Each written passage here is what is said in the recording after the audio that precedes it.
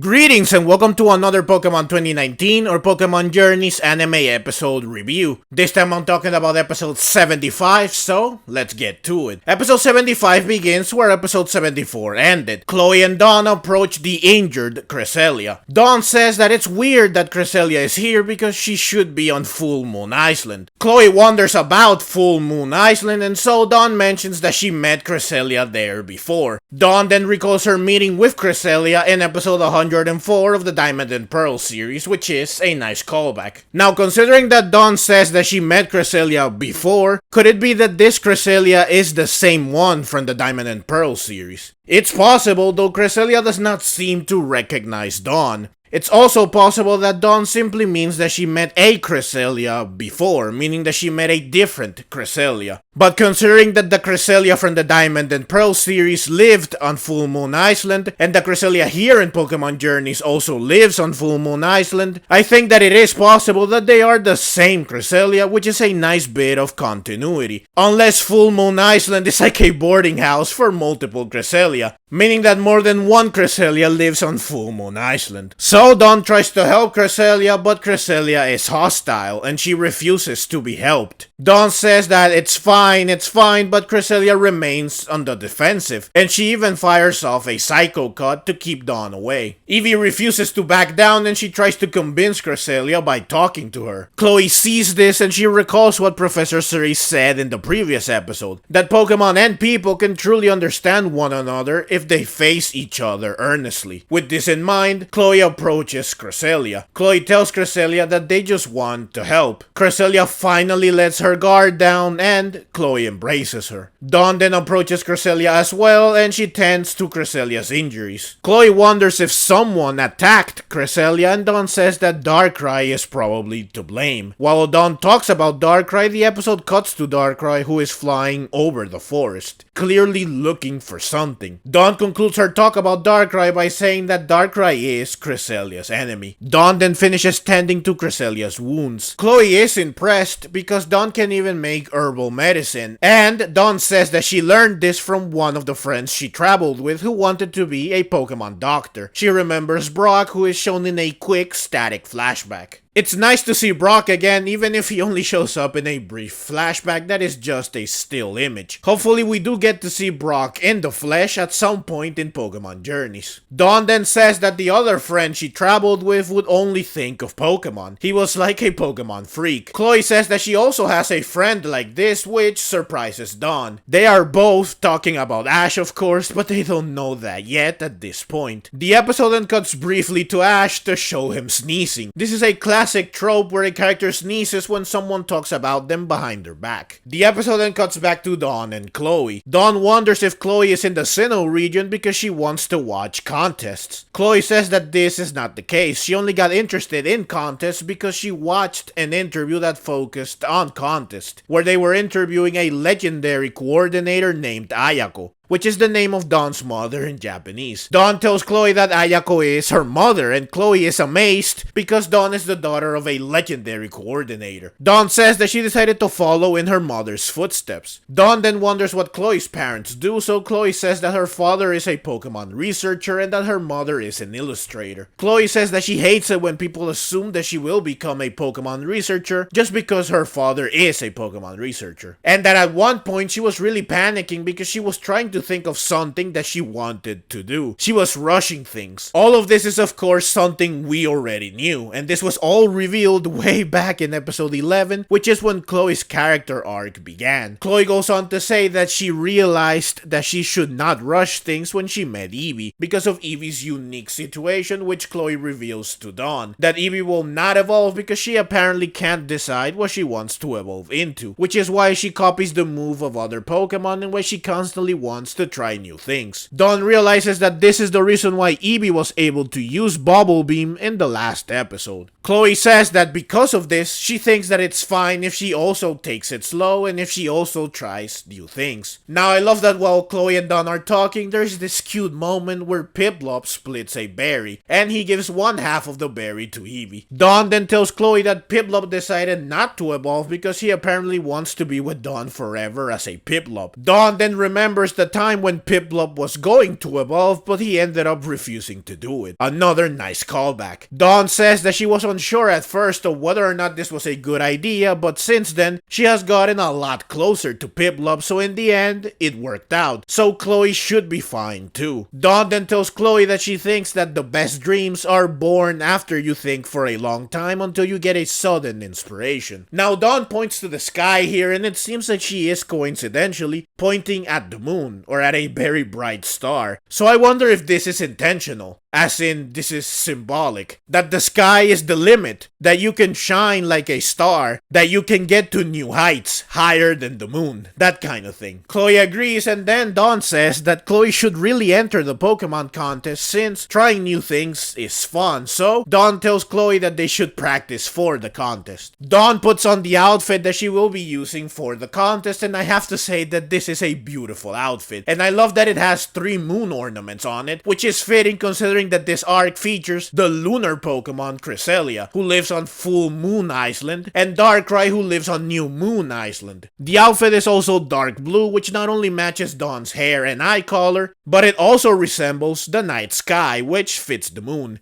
The outfit also has several star ornaments, which fits both the night sky and the moon. This outfit is also fitting considering that Dawn pointed at the moon and or the stars earlier. So Dawn and Piplup put on a marvelous performance for Chloe, Eevee, and Cresselia using Whirlpool, which is just as amazing as it has always been in the anime. It might even look better here in Pokemon Journeys than what it did in the past. There's a reason why I put Whirlpool in my video of Pokemon moves that are cooler and stronger in the anime, which is a video you should definitely check out if you haven't already. There will be links to it in the description below and at the end of this video. Chloe and Eevee are amazed by Dawn and Piplup's performance, and Eevee decides to also put on a performance. Chloe is reluctant to perform at first, but she decides to try after Dawn says that it will be fine, it will be fine. So Chloe and Eevee do exactly what Dawn and Piplup did. Eevee even uses Whirlpool be a copycat, but the Whirlpool breaks down when Eevee poses above it and the water falls on Chloe. Eevee then lands on Chloe's head with a satisfied face, like she thinks that she did really good even though she failed, while Chloe is clearly disappointed. Dawn says that it's fine, while Piplup is like, what in the world just happened? Chloe then says that it's not fine, while Eevee smiles with her tongue sticking out like a total troll. After Chloe and Eevee's failed performance, Chloe tends to Cresselia's injuries with Dawn's guidance. Chloe then says that Cresselia is very pretty, and Dawn says that Cresselia can use a move called Lunar Dance, which heals Cresselia's allies. Chloe says that Lunar Dance sounds like a beautiful move. Chloe and Dawn then pet Cresselia and they all fall asleep together. Chloe and Dawn then both have the same dream where they are surrounded by fog. The fog then dissipates and Chloe and Dawn find themselves in a town. All the residents of the town then fall asleep and they start having nightmares. Darkrai then appears and Dawn says that Darkrai is to blame for what's happening to the people in the town. However, Chloe says that Darkrai looks lonely, and indeed, I think that Darkrai's expression here suggests that it's not a threat. Darkrai actually looks like it's feeling sad. Cresselia then appears and she uses a lunar wing to dispel the nightmares that afflict the town. Darkrai then leaves and Cresselia looks at Darkrai with this sad expression, like Cresselia feels bad for Darkrai. Chloe and Dawn then wake up and they realize that they had the same dream. Cresselia then wakes up as well and she looks off into the distance with the same expression that she had in the dream. So Chloe and Dawn realize that what they saw was Cresselia's dream. Now normally I would be like, wait, why does Cresselia feel bad for Darkrai, who should be her enemy? But I already had a suspicion that Darkrai is not the villain in this arc. The episode then cuts to Ash and Goh, who are in the forest searching for Darkrai. They soon find a Bonsly that is sleeping, but it's clearly having a nightmare. So Ash and Goh realize that Darkrai should be nearby, and indeed, Darkrai appears before them. Ash tries to reason with Darkrai by saying that Darkrai should return to New Moon Island, because no one can sleep due to the nightmares. But Darkrai looks at Ash like, really? You think you can tell me what to do? And Darkrai then leaves, so Ash and Goh chase after it. The episode then cuts back to Chloe and Dawn. Cresselia flies, which shows that she is doing much better, but she falls to the ground, which shows that she is still not fully healed. Darkrai then approaches Cresselia, Chloe, and Dawn. Dawn says that this means that Darkrai really is the one that hurt Cresselia, so Dawn and Chloe decide to protect Cresselia. Meanwhile, Jessie, James, and Meowth are flying over the forest and they spot Darkrai. They recall that Matori said that catching Darkrai is part of the mission, so they decide to catch Darkrai right here. And they call for their gacha machine as a result. Meanwhile, Cresselia looks at Darkrai with a sad expression just like before. Dawn realizes that Cresselia is telling them that they should not fight Darkrai. Jessie, James, and Meowth then land alongside their gacha machine. Chloe and Dawn both exclaim Team Rocket in unison, and they are surprised because they realize that they both know Jessie, James, and Meowth. From the gacha machine, James gets a Lunatone, which is fitting because of course it's a moon, and like I mentioned earlier, the moon is significant in this arc. And Jessie gets a Dusknoir. Lunatone uses Moonblast, again more things related to the moon, while Dusknoir uses Shadow Ball, but Darkrai uses Dark Pulse to intercept both attacks, which causes a massive explosion. Chloe and Dawn take advantage of the cover provided by the smoke from the explosion and they run away with Cresselia. However, they soon reach the ocean, so they wonder what they should do. They then hear a rustle in the nearby trees, which makes them think that someone is coming after them, so they get ready to fight. However, Ash and Goh are the ones that emerge from the trees. Here it is at last, Ash and Dawn's reunion. Chloe is surprised to see that Ash and Goh are here, while Dawn is thrilled and happy to see Ash again. Ash is surprised to see Dawn, and he wonders why Dawn and Chloe are together. Chloe and Dawn are then both surprised yet again when they realize that they both know Ash. They all then sit down to talk. Ash explains that he and Dawn traveled through Sinnoh together alongside a guy named Brock, and they briefly show Brock again. Ash and Dawn both say that they were surprised when they learned that they both know Chloe. Chloe then wonders if Dawn was talking about Ash earlier when she was talking about the Pokemon freak she traveled with, and Dawn confirms that yes, she was talking about Ash, and Chloe says that she knew it. Goh then wonders why Chloe is here, but Chloe simply says that a lot of things happened. Dawn wants to confirm that Ash and Goh are here to investigate the nightmares. Ash says that yes they are, and Goh says that they were pursuing Darkrai. The mention of Darkrai's name alarms Dawn and Chloe, I guess because they still think that Darkrai is evil. The episode then cuts to Darkrai, who makes quick work of Jessie, James, and Meowth and their Pokemon with Dark Pulse. And so Jessie, James, and Meowth blast off again, though they land close by, which is unusual. They themselves even say that they thought that they would fly farther away. They also land on a tree branch as usual. After getting rid of Jessie, James, and Meowth, Darkrai heads towards Cresselia once again. The episode then cuts back to Ash, Chloe, Dawn, and Goh. Dawn and Chloe reveal that Darkrai approached Cresselia, so Ash and Goh realize that Darkrai was searching for Cresselia all along, which is why it was circling the forest. And since Cresselia was hurt, they assume that Darkrai is the one that injured her in battle, and Darkrai was looking for Cresselia to finish what it started, basically. But Chloe says that she thinks that this conclusion is wrong, that she feels that Darkrai and Cresselia are not enemies, and the Dawn agrees with Chloe. But Ash mentions that Dawn and Chloe said that Cresselia and Darkrai met earlier, and it seemed like they were going to battle. But Chloe says that Darkrai was probably just mad because it thought that Chloe and Dawn had injured Cresselia. So they all then wonder who's really responsible for hurting Cresselia. The moment they start thinking this, Matori and her grunts appear aboard their airship. Matori and her grunts rappel down from their ship so that they can catch Cresselia. Ash exclaims that they hurt Cresselia, and Dawn exclaims that they will pay for doing this. Matori tells her grunts to eliminate the obstacles in their path, so the grunts send out their Pokemon. A Rhyperior, a Purugly, a Toxicroak, and a Skuntank. It's interesting that with the exception of Rhyperior, every Pokemon that the grunts use here is a main Pokemon of one of the commanders of Team Galactic, which is fitting since this is a Sinnoh arc and Team Galactic does bring to mind the solar system and space, which brings to mind the moon, the stars, and the night sky, which again are significant in this arc. An epic, all-out 4-on-4 battle then begins. Pikachu uses Iron Tail, but Skuntank counters with Flamethrower. Goh sends out Cinderace, who uses Blaze Kick, but Toxicroak channels its inner Neo to dodge the attack. Toxicroak then uses Venoshock, which hits Cinderace. Piplup then uses Bubble Beam on Rhyperior, who easily takes the hit, and it counters with Stone Edge, which launches Piplup into the air. Man, Piplup just can't catch a break. In the last episode, Rhydon also shrugged off the Bubble Beam, and it hit Piplup with a move that hits the opponent with rocks. Also, considering that Piplup was wrecked by a Rhydon and a Rhyperior in back-to-back episodes, I guess that Piplup might develop a phobia to this particular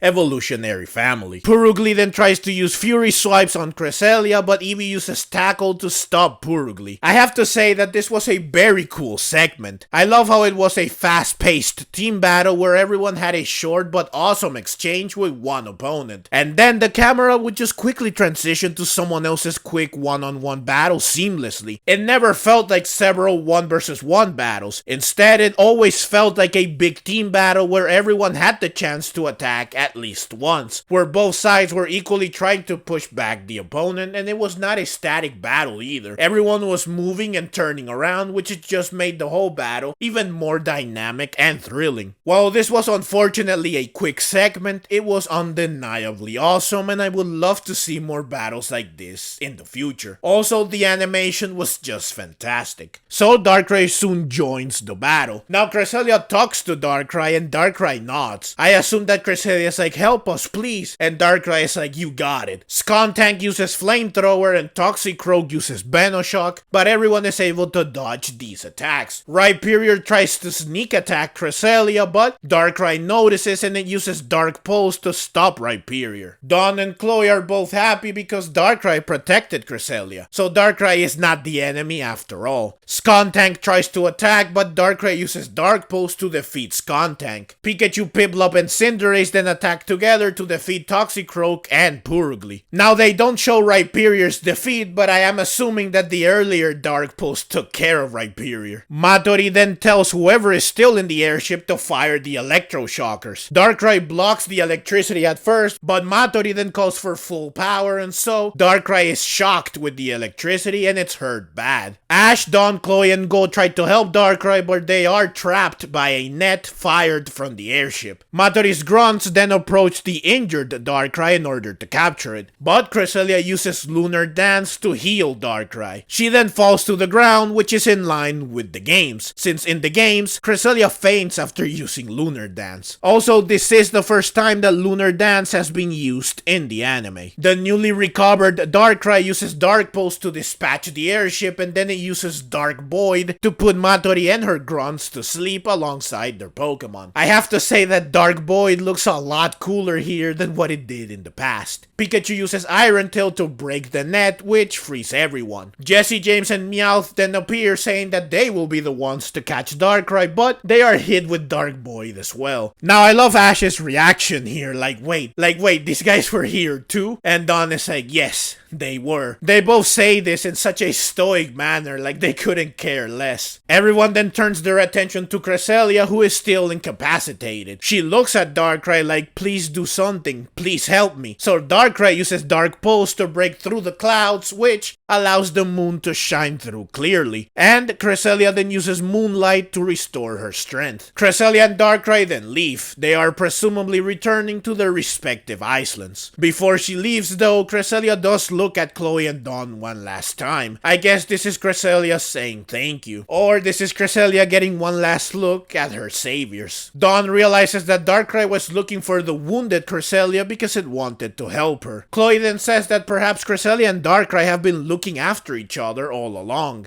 Darkrai gives people nightmares, but it can't control its power, so it ends up being hated everywhere it goes. But Cresselia is always there to dispel the nightmares. She ensures that Darkrai does not seriously hurt anyone. She makes sure that Darkrai does not end up being a true villain. And Cresselia chooses to live and remain near Darkrai so that Darkrai is never lonely. It is a nice twist to have Darkrai and Cresselia be friends for once, since normally they they are depicted as being enemies, because they are opposites. So this is a refreshing change. Goh is surprised because Chloe understands Pokemon so well, and Chloe recalls Professor Cerise's words once again. She realizes just how true they are. The next day, Chloe calls Professor Cerise, who desperately wants to know if Chloe is alright, if she's lonely, if she is having trouble, because he is very worried since she never called. Chloe says, I'm fine. It's clear that Chloe learned from Dawn. Chloe wonders what happened with the egg that Professor Cerise was talking about in the last episode. Professor Cerise says that the egg hatched just fine. However, it turns out that there was more than one egg. And what Pokemon hatched from the eggs? Well, Piplups, which is fitting and a strange coincidence. Cerise Institute is now in chaos with a bunch of baby Piplup running around, which is adorable. Professor Cerise then hangs up because he is clearly busy. Chloe then turns her attention to Ash, Dawn, and Goh, who are playing together in the ocean. Chloe tells Dawn that they should leave soon if they want to get to the contest in time. Now I love how Piplup is talking to Cinderace, looking all proud. I guess that Piplup is talking about his adventures, and Cinderace just nods like, cool, tell me more. Chloe then tells Eevee that they are leaving, but Eevee does not listen, and she keeps playing with Grookey. Dawn says that Eevee must be more interested in playing than in the contest right now. At first, Chloe is like, seriously? But then she accepts, since it's summer vacation. For this very reason, Dawn drags Chloe to the ocean so that she plays too, so they all play in the ocean together, and the episode ends with everyone taking a picture together. While this is a nice and fun moment, it is unfortunate that we do not get to see the contest, but that's the episode. So overall, I think that this was a great episode. Chloe's interactions with Dawn were just as great as in the previous episode. I really love the chemistry between them, and I would love to see more of it. I also think that the action in this episode was top-notch, even though it was unfortunately short-lived. It was great to see Dawn perform again, and it was nice to see Chloe perform as well. But it would have been much better if we got to see the actual contest as well. I also think that it's great that Darkrai and Cresselia turned out to be friends instead of enemies for once. However, while I do like this episode and the previous one as well, I do still have some complaints about them. First, this was supposed to be a Chloe arc, and it was, but I expected there to be more of a payoff at the end. Chloe still does not have a goal in mind. She still does not know what she wants to do.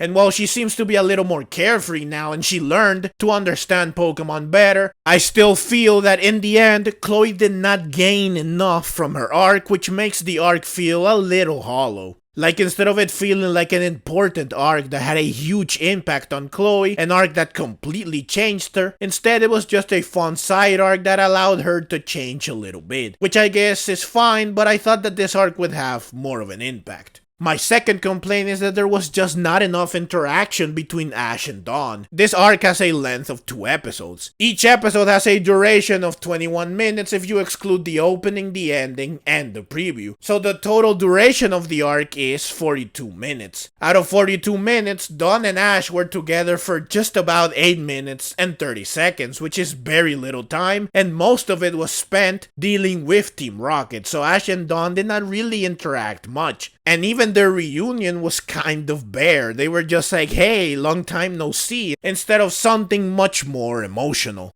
Now I get it, Dawn encountered Chloe who was on her own while Ash and Goh were off doing their own thing. This arc was really about Chloe and Dawn, but when a character returns to the anime, especially one of Ash's friends, the thing we want to see the most is Ash's reunion with said character. We want to see them catch up, we want to see them talk to each other more. We did not even get to see Dawn's other Pokemon. I did want to see them again, and Ash did not show his new Pokemon to Dawn either. So I definitely wanted to see more interactions between Ash and Dawn. My final complaint is that this arc was rushed. Episode 75 more so than episode 74. My previous complaints can be attributed to this. Now I hate to say this in almost every single review of every single episode like this, but Pokemon Journeys has a pacing problem. This can't be denied. Even though this arc has 2 episodes, which is more than previous special episodes like episodes 65 and 25, it was still not enough time. I think that the pacing was fine when Chloe was by herself and when she was with Dawn, but Ash and Goh's side of the arc was just rushed, which is understandable because this arc is focused on Chloe and Dawn after all, but it was still jarring to see the pace slow down and accelerate based on whose perspective we were watching. And the moment that Ash and Goh encountered Chloe and Dawn, the pace just sped up immensely, and the whole thing was over before I knew it. They also mentioned the contest in Eterna City so much, and yet we did not get to see it, which is very unfortunate. And every other complaint of mine can be attributed to this. If this arc was longer, then it could have been much better, which is again a recurring gripe with Pokemon Journeys. But overall, I cannot say that I did not like this arc. Despite its issues, I still think that it was a good arc. I was smiling the whole way through. But Pokemon Journeys continues to provide fantastic episodes on paper that fail to be truly amazing because they are rushed, which leaves me wanting more. And I really don't know why Pokemon Journeys is paced so fast when compared to previous series. Take Dawn as an example. She returned in the Black and White series as well, but she returned in the Black and White series for 9 episodes, and yet in Pokemon Journeys she returned for only 2 episodes. I just don't understand why Pokemon Journeys has to be rushed like this. I seriously hope that this changes soon, but who knows if it really will change. Since this arc had 2 episodes, perhaps the change has already started. But this arc is the product of the hype train for the Diamond and Pearl remakes, meaning that it might have received special treatment. But here's hoping that we get longer arcs and a better pacing in the future. But